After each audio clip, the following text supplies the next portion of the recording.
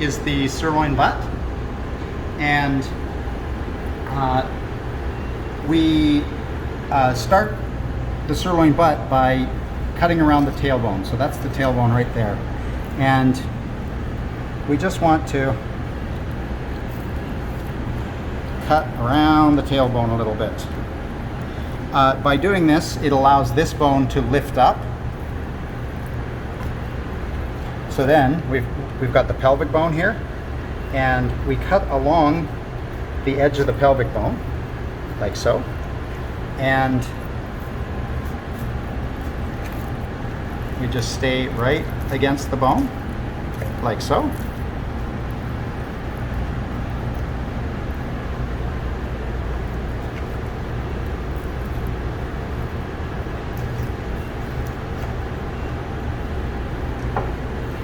And that is our sirloin butt. And so, on the inside of the sirloin butt, whether it's beef or pork, we've got this little piece here. I call it the pocket.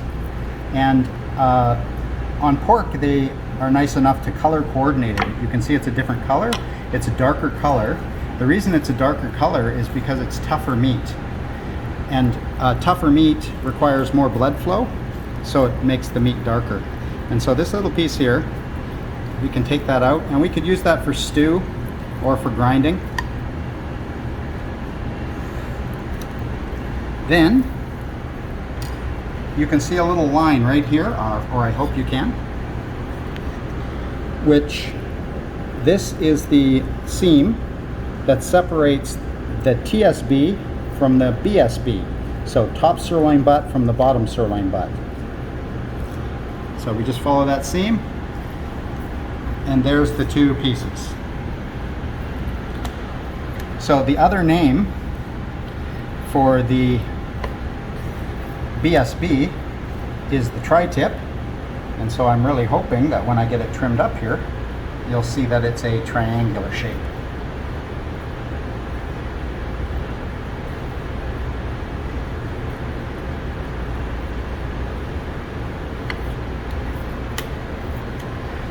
Remove a little bit of the excess fat.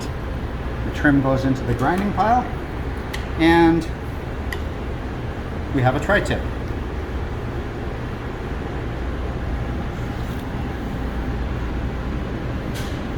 Then,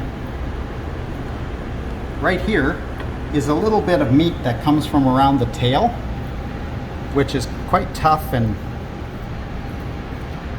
we're just going to trim that off, and that's going to go into our grinding pile. And then we have the TSB, and you'll notice that there's two little seams, one there and one there.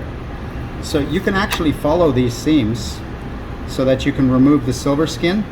Now on pork, it's really not necessary, because it's so, the silver skin is so light that it doesn't make a big impact on the quality of your cut. But on beef, if you follow those seams, you can make your steaks much, much better. And you just follow those seams and then cut it into a couple different pieces.